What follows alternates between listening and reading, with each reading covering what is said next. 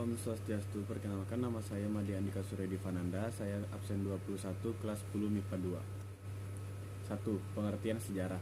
Secara umum, pengertian sejarah adalah suatu ilmu pengetahuan yang mempelajari segala peristiwa atau kejadian yang terjadi di masa lampau yang berhubungan dengan kehidupan umat manusia. Sumber sejarah tersendiri dapat dibagi menjadi 3, yaitu sumber lisan, sumber tertulis, dan sumber benda, atau yang biasa disebut dengan artefak. Ruang lingkup sejarah.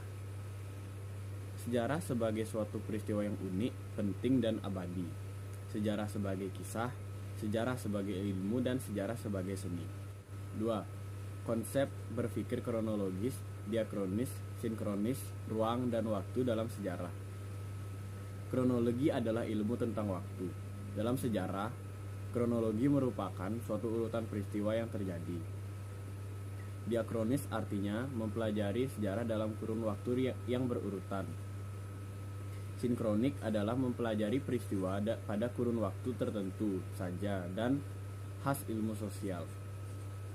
Ruang adalah konsep yang meliputi lingkungan, lokasi, dan tempat sejarah itu terjadi. Waktu dalam sejarah sangat diperlukan sebagai pengelompokan suatu peristiwa sejarah dan urutan terjadinya suatu sejarah tersebut. Konsep perubahan dan keberlanjutan dalam sejarah. Perubahan adalah peristiwa atau kejadian yang membuat perbedaan.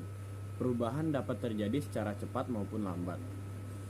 Perubahan memiliki 2 faktor, yaitu faktor intern dan faktor ekstern. Keberlanjutan adalah suatu keadaan yang berlangsung lama. Keberlanjutan secara garis lurus sampai terjadi perubahan sehingga berlangsung secara zigzag. 3. Asal-usul nenek moyang bangsa Indonesia. Sebelum mengenal tulisan, dikarenakan belum adanya tulisan, cara mengenali kehidupan pada zaman itu adalah dengan fosil, artefak, ekofak, dan ipsefak. Proses perkembangan bumi. Proses perkembangan bumi dimulai dari zaman Arkeokum sekitar 2,5 miliar tahun yang lalu, dilanjutkan oleh zaman Paleozoikum yang berlangsung selama 340 juta tahun. Dilanjutkan oleh zaman Mesozoikum berlangsung selama 140 juta tahun dan dilanjutkan dengan zaman Neozoikum. Jenis manusia purba di Indonesia. Jenis manusia purba di Indonesia ada 3, yaitu Meganthropus, Pithecanthropus, dan Homo. Asal-usul dan persebaran nenek moyang di Indonesia dibagi menjadi beberapa teori, yaitu teori Yunan, teori Nusantara, teori out of Taiwan, dan teori out of Afrika. 6. Corak kehidupan masyarakat praaksara. Pola hunian terbagi menjadi 3 cara, yaitu nomaden, semi-nomaden, dan menetap. Masa berburu, masa bercocok tanam, dan masa perundagian. Sistem kepercayaan. Masyarakat praaksara ini mempercayai bahwa para penghuni itu sering sekali berdiam di tempat-tempat yang tinggi, dan mereka mempercaya kalau roh itu akan turun, maka dari itu mereka menyediakan tempat untuk berkumpulnya para roh tersebut. Kemudian didirikanlah bangunan-bangunan megalitik. 7. Perkembangan teknologi. Perkembangan teknologi dimulai dari zaman batu. Zaman batu sendiri terbagi menjadi 4 masa, yaitu zaman batu tua, Paleolitikum, zaman batu madya, Mesolitikum, zaman batu muda, Neolitikum, dan zaman batu besar, Megalitikum. Dilanjutkan oleh kebudayaan batu dan tulang. Kebudayaan batu dan tulang tersendiri dibagi menjadi 3, yaitu kebudayaan Pacitan, kebudayaan Ngandong, dan kebudayaan Sampung. Pola kehidupan di pantai dan goa dibagi menjadi 2, yaitu kebudayaan Knok Mendoginer dan kebudayaan Abris Sous Roche. Perkembangan zaman batu. Pada perkembangan zaman batu mulai mengenal kapak, yaitu dibagi menjadi 2, yaitu kebudayaan kapak persegi dan kebudayaan kapak lonjong. Perkembangan pada zaman logam terbagi menjadi 3, yaitu zaman perunggu, zaman besi, dan teknik pembuatan barang logam. 8. Proses masuknya agama dan kebudayaan Hindu-Buddha ke Indonesia. Indonesia merupakan negara kepulauan yang letaknya strategis, berada di jalur pelayaran yang menghubungkan negara-negara barat dan timur. Berlabuhnya kapal-kapal dagang dari berbagai bangsa membuat masyarakat Indonesia tidak dapat menghindari pengaruh dari luar. Hubungan dagang antara Indonesia dan India diawali sejak tahun 1 Masehi. Berikut beberapa teori terkait masuknya agama dan kebudayaan Hindu-Buddha ke Indonesia. 1. Teori Waisa, 2. Teori Ksatria, 3. Teori Brahmana, 4. Teori arus balik. 9. Bahasa dan tulisan. Masuknya bangsa India atau kebudayaan Hindu ke Nusantara sejak abad 1 Masehi menghantarkan masyarakat Nusantara ke budaya tulis atau masa aksara,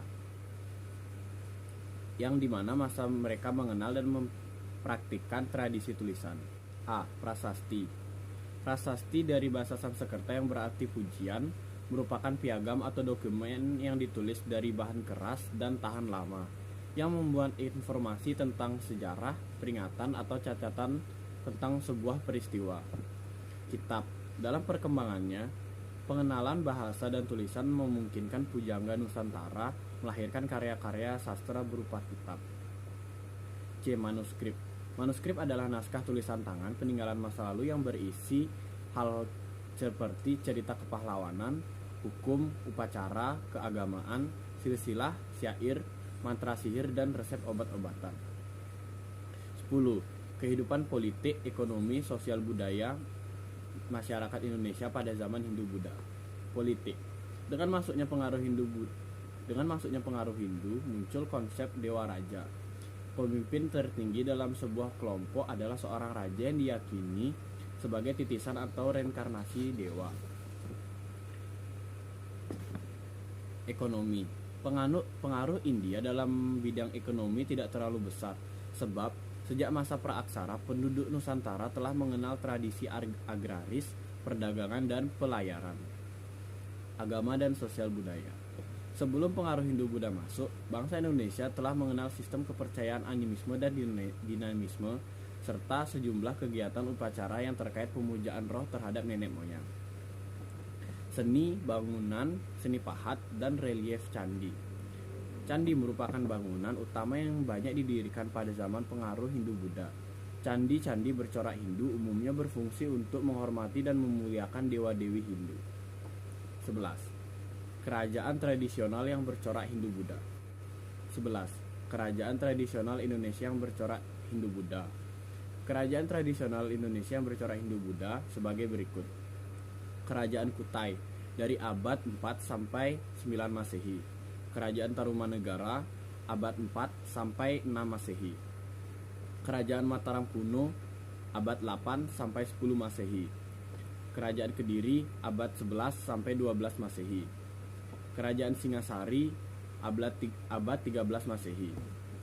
Kerajaan Majapahit abad 13 sampai 16 Masehi. Kerajaan Beleleng abad 9 sampai 11 Masehi.